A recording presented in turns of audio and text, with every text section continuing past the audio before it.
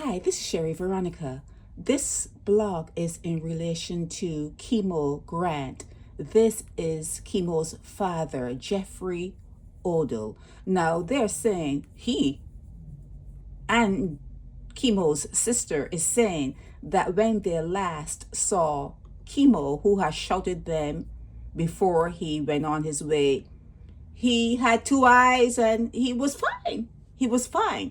Now he ended up deceased, unalived, in police custody, and they had the occasion now to go and see him. They pulled the zipper down and showed the face, and they would say, is this your loved one? Is this someone that you know? And Jeffrey here is saying that when he didn't see the entire body of Kemo, because they don't show the entire body, they have them in a they're zipped up, and when they unzip it they only show the face. So when he saw his son's face, he said that it was only one eye. What happened to the other eye? What happened to Kemo's eye? Now, people get assaulted and unalived in police stations like all the time, but to the point that he's missing an eye? What happened to Kemo's eye? So that's what they're saying. One eye. I leave my son with two eyes. I leave my son with two eyes.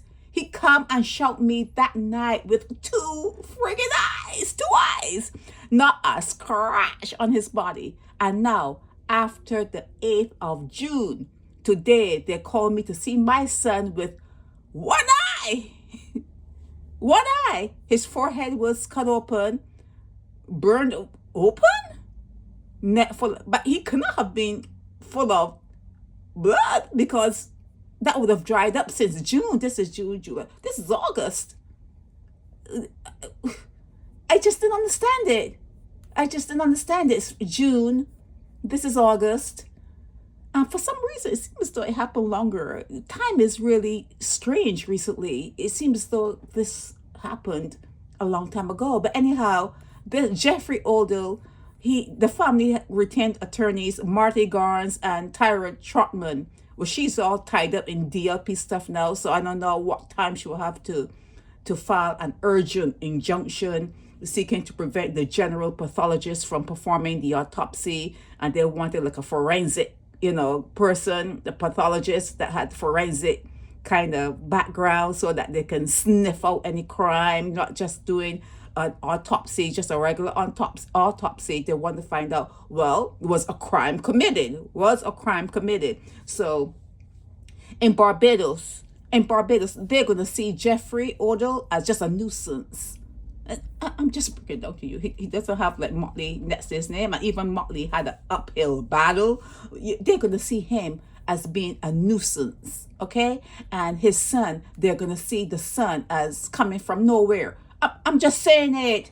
I'm just telling you about yourselves. They're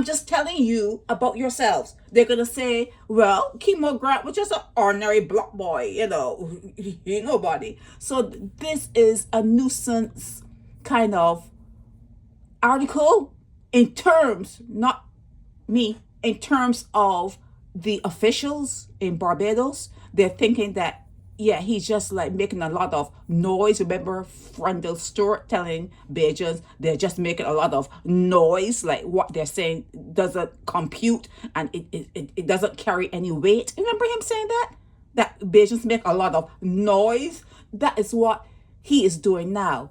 He's making a lot of noise in the newspaper about the way his son died, the condition his body is in, because he didn't see the entire body. He just saw the face. When they go to do the identification, they just pull the zipper down and say, do you recognize this face? And he said it had one eye.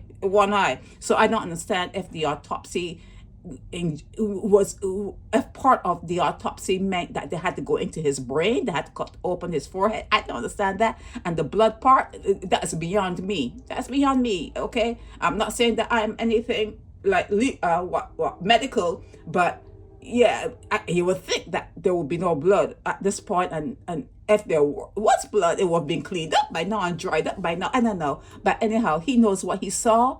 He knows how he's feeling about everything that he has seen. And we have to wait now. We have to wait now to see what happens from this whole thing, from Kemo being dead. He lived out in Eagle Hall. He didn't live in Sandy Lane, so we'll see what happens. But it's a shocking thing to any sort of family to see that. It's shocking.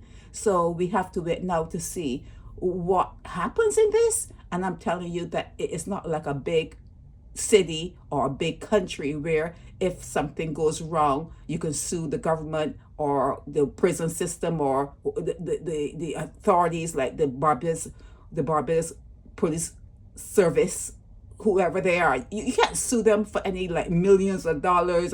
It does not happen. It does not happen. Where they gonna get money and then they can look at Kemo's life before he died and see how much money he made and how did he participate in society.